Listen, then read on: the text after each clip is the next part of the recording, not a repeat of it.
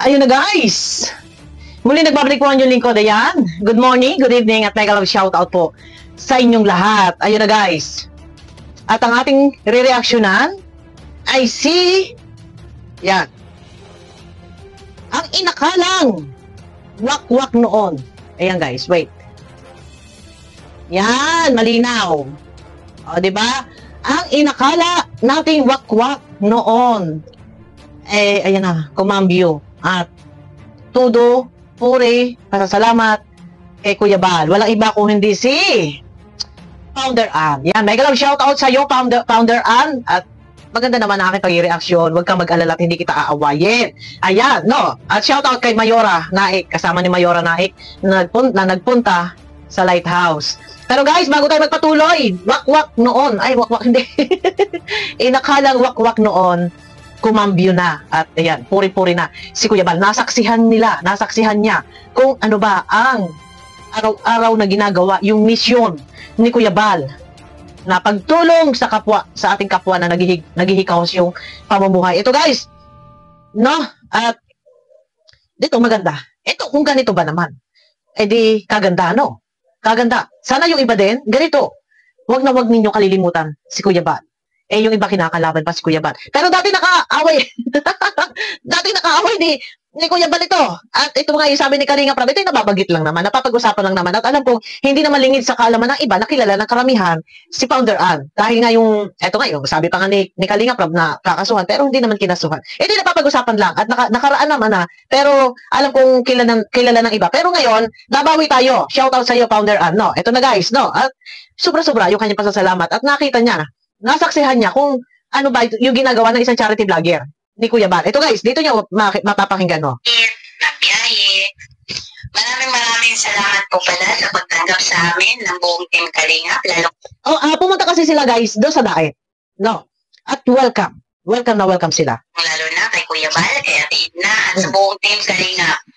Grabe, ang saya po dahil pinarana sa amin ni Kuya Bal kung paano mag-scout. Ganun pala yung ganun pala yung Ayun, sabi niya, dito makikita mo yung expression niya, ng mukha niya, tingin ko naman, hindi naman siya ay nagkukunwari. Parang namangha, nagulat. Sana yung iba, na umuusig, bumabati ko sa Kalingap, malanasan din ninyo, na pumunta sa Lighthouse, nang sa ganun maisama kayo ni Kuya Bal sa Lighthouse, makita ninyo kung ano yung kanyang misyon, yung ginagawa sa araw-araw, na hindi lang 5 tao ang pinupuntahan, yung iba mga liblib na lugar. Ito guys, pakinggan nyo muna. Tapusin muna natin bago ako magsalita. Ang saya po dahil tinanara sa amin ni Kuya Bal kung paano mag-scout. Ganun pala ganun pala yung kahirap. Ang akala ng iba na madali lang ang mag-scout, yan po kayo nagkakamali. Dahil ang pag-scout din pala, sobrang hirap. Totoo yan. Akala mo yung ikaw lang yung nanonood, yung iisipin mo, dali-dali lang yan. Pero pag ikaw na actual, nakasama ng Team Kalinga sa kanilang pag-scout, grabe. Hindi lang pagod ang maranasan mo. Mabuti na lang active si Kuya Bal pag... O, diba? Napakagandang pakinggan kay Founder Ann na siya yung mismo magpapatotoo kung ano yung mga ginagawa ng Kalingap. Kaya yung iba na umuusig sa Kalingap, minsan pagka akong pag-uusapan po yung mga gawain ng Kalingap, yung pagtulong sa kapwa, talagang madadala ka ng iyong damdamin, no? Dito, napakasarap pakinggan na ganun, nasaksihan nila kung gaano yung effort, yung hindi iniinda yung pagod sa maghapon. O, tuloy tayo guys, no? Ito, nararamdaman ko naman sa iyong mukha, walang bakas, nakaplastikan. Ilan na ang nagsabi niya, marami na. Mismong si Birador, si Javier de Leon, si Birador, nang makausap ko yan, ng masinsinan, sa messenger, siya mismo yung nagsabi sa akin, na kung alam nyo lang, na yung pera, nasa halip sana, itatago na. Sige, bigay dito, bigay doon.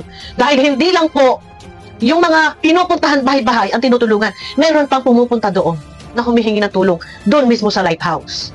Kaya dito, ito guys, isang halimbawa, sana yung iba yung mga umuusig bumabati ko sa Kalinga, subukan nyo din po na pumunta sa Lighthouse na sa ganun makita nyo din. No, ako guys, siguro kung ako pupunta ng Lighthouse, ayan nyo, hindi pa lang sa ngayon at medyo mainit tayo. Hindi, joke lang naman. Kung ako siguro yung pupunta sa Lighthouse, nakikita ko yung ganun, siguro, pag nakita ko yung ating kababayan na talagang hikaw sa pamumuhay, mababa kasi ang luha ko, guys. Iyakin po ako. Kaya lang, ito ha, tuloy tayo kay Founder Ann. Sa pagkain. Totoo yan. Kasi mismo, kaming apat na pumunta ng diet, naranasan namin yun kung paano kahirap, kung gaano kahirap ang mag-scout. Not only once. Hindi lang isa pala ang beneficiary nila na pinupuntahan sa isang araw. Kundi po, hello Glyza, kundi po, marami. Hindi lang sila isang beses, isang tao lang o isang ano lang ang pinupuntahan nila, kundi kung pumunta kami is 5 times. O, di ba? 5 tao, 5 bahay yung pinuntahan na, hindi lang naman yun magkakatabi bahay, kundi iba-ibang lugar. Di ba? Dito, yung iba kasi inaakala ng iba, akala nila, nagpapayaman. Akala nila, yung mga tulong na nabibigay, yung mga natatanggap, akala nila, kung saan lang dinadala ni Kuya, ibinabang ko para pang sarili. Ito, isa na ang magpapatunay, si Founder Ann, na nasaksihan nila kung ano yung ginagawa. Sa maghapon na sa halip ay itulong. Sa halip ay maghayahay buhay kumain sa mga mamahaling pagkain sa restaurant. Pero yung mission, walang katapusan. Hindi lang isa. Nasaksihan nila 5. Sana yung mga umuusig sa Kalingap, kayo din. Pumunta kayo, sumama kayo para makita ninyo. Lalo na kay Brother Jose. Alam mo naman siguro yan, Brother Jose, na inaraw-araw at ginabi-gabi mo. Kahit nasasabihin mo na nagpapayaman o kung ano pa man yan. Dito guys, ito. Ako, hindi ko lang alam ha. At baka sabihin ng iba, dahil noon nakalang wakwak dahil nga supporter siya ni Reyna. Pero sa tingin ko naman, hindi naman siguro. At kasama si Mayora Naik. O, tuloy tayo guys. Beneficiary nila, ang dinalaw nila, ang napuntahan nila, mayroon din silang bagong na-discover. Pumunta kami is 5 times. 5 ang beneficiary nila, ang dinalaw nila, ang napuntahan nila, mayroon din silang bagong na-discover, diba? Na ang beneficiary nila. Ganun pala kahirap talaga ang mag-scout. Diba?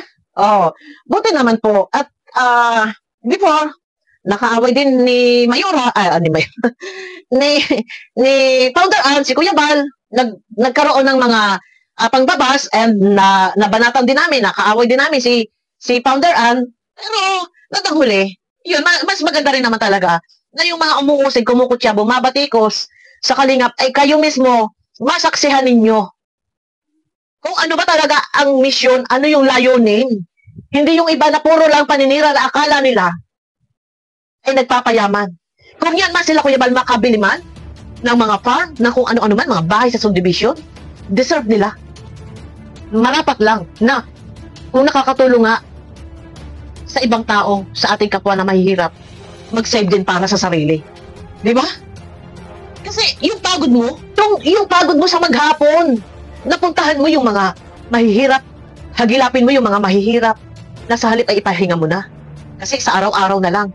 Pero, paggabi, nandiyan pa din naka-live. May nagpapalipad para sa beneficiary din, pantulong din. Kita naman natin, guys. Magkano yung motor ni Biasay? Hindi lang naman si Biasay po yung bibilhan. Di ba? Yung nakikita natin na nag-iikot-ikot si Kuya Bal, hindi lang yan. Yung mga pumupunta dyan sa bahay ni Kuya Bal, andyan din.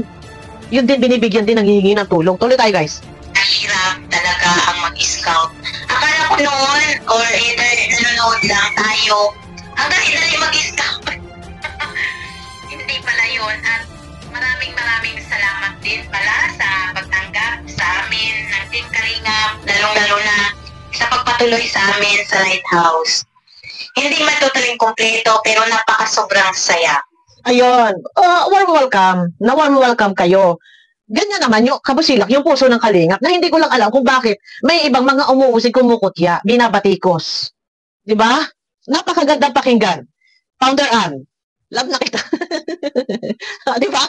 Oo, natouch naman ako doon sa sinabi mo, baka tayo maiyak. Natouch naman ako doon sa sinabi mo na hindi lang isa yung pinuntahan, 5, and meron pa dong mga na-discover pang iba. O di ba? Kaya, yung iba, mahalin natin. Suportahan natin. Sila Kuya Bal. Kaya nga ako, umagas ako magtanggol kay Kuya. Kaya ano sabihin nila? Kaya nga lang, hindi tayo pwede sumugod yan kay Salcedo, kay dito sa mga kumakalaban, kay Payatas at kay Jose, hindi, binawalan kami ni Kuya, wag kaming sumugod, wag kaming mag-reaction. Pero, si Salcedo, Hoy, Salcedo, makinig ka dito. Ito si Salcedo, pipitikin ko yung itlog mo, ha. Yan, Salcedo, sana minsan, makapunta ka rin sa lighthouse at maisama ka ni Kuya Bal. Maramdaman mo rin yung pagod, yung init, na nagbabahay-bahay para lang makatulong. Iyan na yun eh. Kung sinasabi nyo nagpapayaman or ano man, deserve nila. Nakakatulong sa ibang tao, deserve din nila tulungan ng sarili, makapundar ng kung ano man. Wala kayong pakialam. Basta ang importante, nagagampanan ni Kuya Bal yung obligasyon, yung mission niyang tumulong sa kapwa. No? Tuloy tayo, guys. Sa effort pa lang na pinapakita ng Team Kalinga, sobrang saya po. Na-appreciate ko po, namin po, lahat po na pinapakita, taos pusong pagtanggap sa amin. Na warm welcome sila. Lahat naman halos na pumupunta dyan.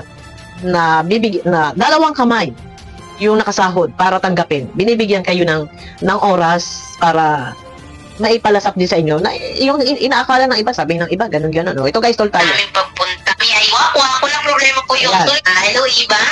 Maraming salamat po. Sa mga nagko-comment about sa amin, ni Mayora, about sa mga pumunta, na kami ay ako lang problema ko yun. Tuloy lang po. Padayon lang.